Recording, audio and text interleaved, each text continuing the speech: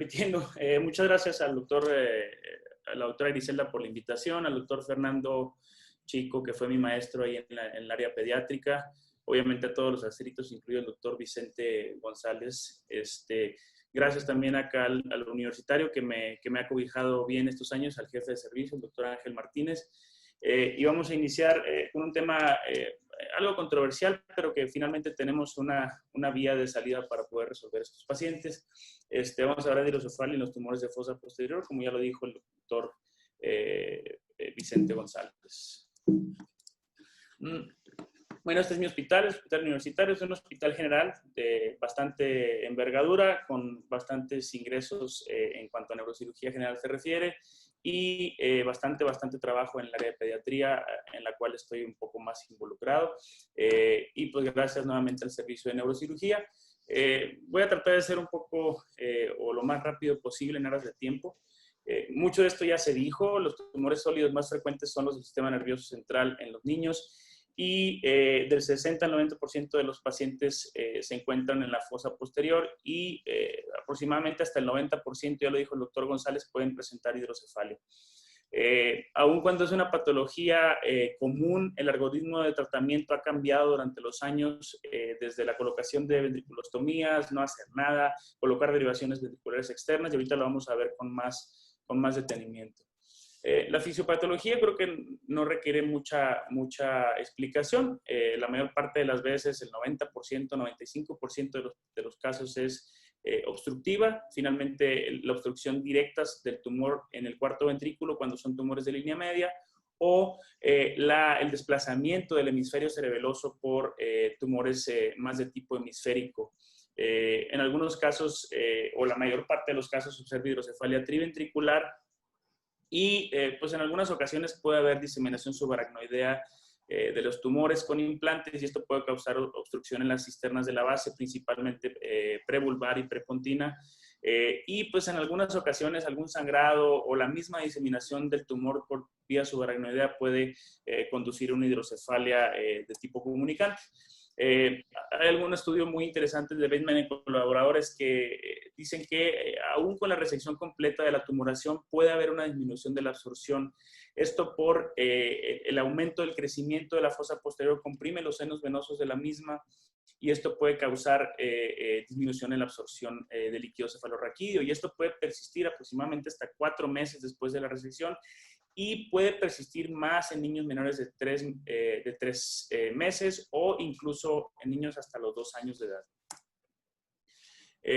La práctica más común en el pasado y aún en la actualidad por las condiciones de nuestros hospitales es que el paciente llega en estado clínico más o menos aceptable, y de ingreso se le coloca una derivación ventrículo-peritoneal, aunque quizá no sea la práctica más correcta. Esto se hacía con anterioridad, y pues hay que esperar la recuperación del paciente para realizar una resección quirúrgica. Quizá en algún momento eso pareció la opción correcta de tratamiento, porque pues solucionas la hidrocefalia y pues probablemente no tengas la necesidad de hacer una cirugía de manera muy prematura. Sin embargo, pues el diagnóstico temprano en la actualidad por medio de la resonancia magnética y la tecnología con la que contamos en la actualidad están cambiando un poco estos paradigmas. Cuando se empezaron a colocar válvulas de derivación, empezó a haber un boom de esto, pre-resección. Sin embargo, al incrementarse la cantidad de derivaciones ventrículo-peritoneales, también se incrementaron las complicaciones. Y por estas mismas complicaciones se fueron cambiando las estrategias de tratamiento, a tratar de, como dijo el doctor González hace un momento, atacar la causa de la hidrocefalia, que finalmente es la tumoración. Ahora, cuando surge la neuroendoscopía, se empezó a ampliar el armamentario quirúrgico, siendo necesaria la realización de la neuroendoscopía antes de la resección quirúrgica o después de la resección del mismo, ya sea se coloque una derivación ventricular externa o no se coloque derivación ventricular externa. Incluso hay algunos centros que volvieron a este procedimiento, la tercera ventriculostomía endoscópica, el procedimiento estándar antes de realizar la resección de la tumoración. Hay muchos predictores para saber si la hidrocefalia va a ser persistente o no después de la resección del tumor. Algunos de ellos son la edad. la edad de corte son 2 a 3 años de edad. Entre menor edad es menor la posibilidad de que al quitar la tumoración tengamos resolución de la hidrocefalia. Cuando hay una hidrocefalia preoperatoria masiva o la severidad de la hidrocefalia también es un factor que está en contra. Obviamente si hay diseminación subaracnoidea o metástasis, incluso empeora el pronóstico de la hidrocefalia. La localización medial del tumor, obviamente tumores que estén en el cuarto ventrículo, que sean de difícil acceso, incluso cuando hay resecciones incompletas del tumor. Hay algunos autores que mencionan que también la colocación de derivaciones ventriculares al exterior pueden hacer que haya algunos tipos de sangrado y esto puede provocar que la hidrocefalia persista. Obviamente las complicaciones como infecciones, fístulas de líquido, el tipo de tumor, ya se mencionó algo que meduloblastomas y ependiomomas son más frecuentes o más proclives a que se presente hidrocefalia postoperatoria y obviamente la severidad de la hidrocefalia que mencioné. En el 2009, Riva Cambrin en Canadá iniciaron esta especie de escala para poder catalogar los pacientes y poder tener una predicción de la posibilidad de desarrollo de hidrocefalia, una escala que maneja edad, menores a 2 años o mayores a 2 años, presencia de papiledema o incluso edema transependimario, la división de moderada o severa la hidrocefalia, metástasis cerebrales, que son 3 puntos, y el tipo de tumor de acuerdo a la tomografía o a la resonancia magnética, si es un medulloblastoma, ependimoma o un exofítico de tallo. Sin embargo, es una escala más para propósitos de estudio y para quizá tener un poco más de información y poder avisar a los familiares la posibilidad de que la hidrocefalia persista después de hacer la resección del tumor. Algunos predictores un poco más instintivos que tenemos que tener en cuenta al momento de que nosotros vamos a tomar la decisión si hacer una tercera ventriculostomía, colocar una válvula o colocar una derivación ventricular externa son los estudios de imagen. Es muy importante tomar en cuenta la forma del tercer ventrículo clásica, que es esta forma prácticamente virtual, con una conexión con la fosa del tuber cinereum y el piso del tercer ventrículo de las características normales, no con este desplazamiento, que hay un desplazamiento anterior de la lámina terminal y es un desplazamiento inferior del piso del tercer ventrículo. Y este sistema de vectores es lo que hace que pensemos que hay una presión quizá aumentada dentro del mismo y esto puede favorecer la derivación de líquido del tercer ventrículo a la cisterna prepontina. Quizá esto sea únicamente necesario cuando tenemos una resonancia magnética, porque cuando hay únicamente tomografía, esto es un poco más complejo de observar. Incluso podemos observar estos divertículos hacia la parte posterior o hacia la fosa posterior. Todo esto por el aumento de la presión dentro del tercer ventrículo. Y en cuanto a tratamiento, pues hay varias estrategias. El tratamiento que se hacía con mayor, más antes, es el tratamiento por medio de derivación ventrículo-peritoneal pre-resección. Se sigue haciendo mucho en la actualidad. No necesariamente estás peleado con esto. Ahorita vamos a verlo en un momento más. La derivación la derivación ventricular externa temporal, que puede ser pre-resección o durante la resección del tumor. La tercera ventriculostomía endoscópica antes de hacer la resección tumoral, tercera ventriculostomía endoscópica posterior a la resección y finalmente la colocación de una válvula posterior a la resección de la tumoración. En cuanto a la derivación ventrículo-peritoneal pre-resección, tiene algunos pros. Obviamente hay una resolución muy rápida de la hidrocefalia. La clínica del paciente mejora dramáticamente después de la cirugía.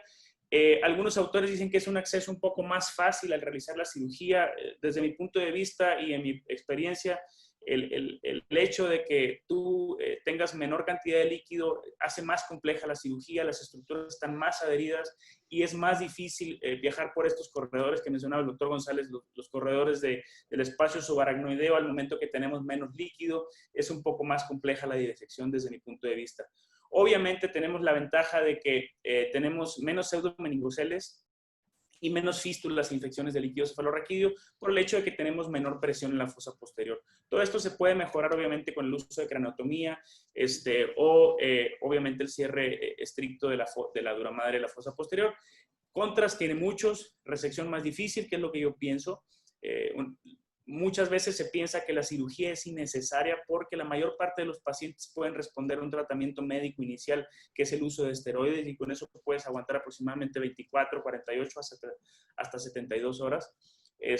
La disfunción, un tema que los neurocirujanos, específicamente los pediatras, tenemos miedo, es la infección del sistema derivativo, el sobredrenaje, que esto es una pesadilla en algunas ocasiones, y pues el no menos importante, síndrome de ventrículos hendidos.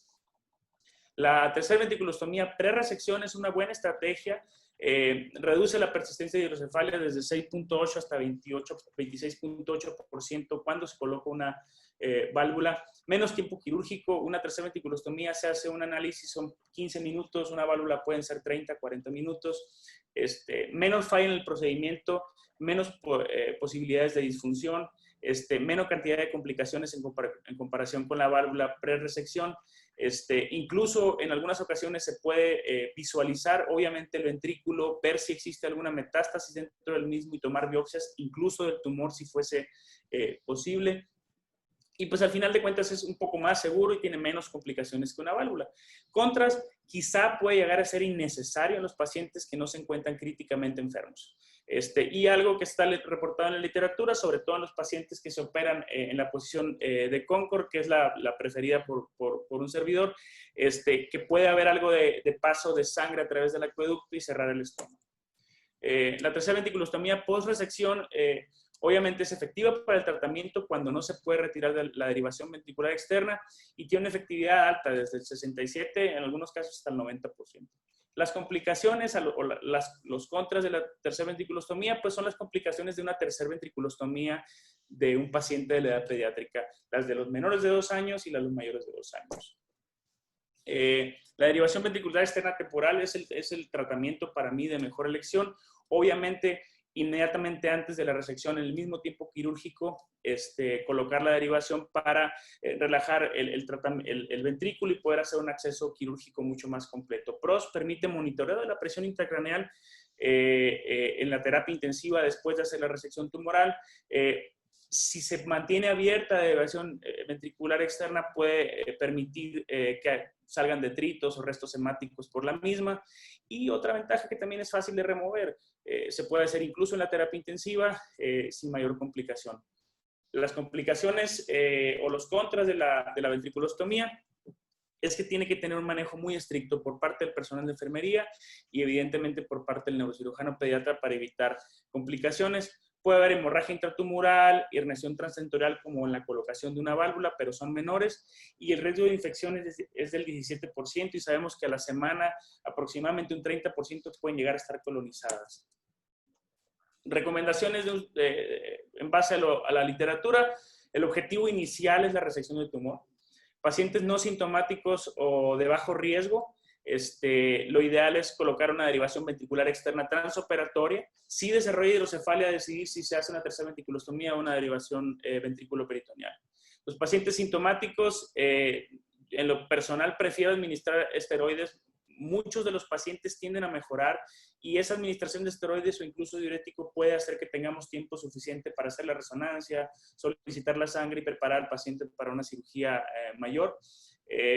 Y en caso de no haber respuesta o no mejoría, pues la tercera ventriculostomía en mayores de 2 años específicamente, o que la imagen de resonancia, como lo mencioné hace rato, muestre datos positivos, podemos hacer una tercera ventriculostomía y en el último de los casos una derivación ventriculo-peritoneal. Un algoritmo rápido de tratamiento, pacientes no sintomáticos, referencia de un servidor, ventriculostomía transoperatoria.